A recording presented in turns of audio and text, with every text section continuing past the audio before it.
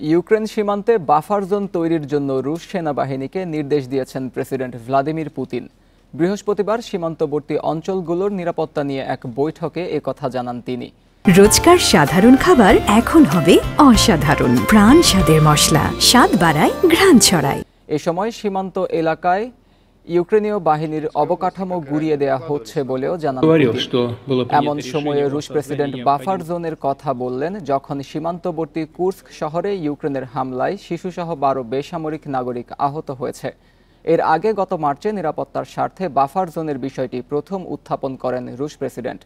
Kursk, Belgorod এবং ব্রায়ান্স্কের বাসিন্দাদের নিরাপত্তার জন্যই এমন পদক্ষেপের কথা জানান তিনি।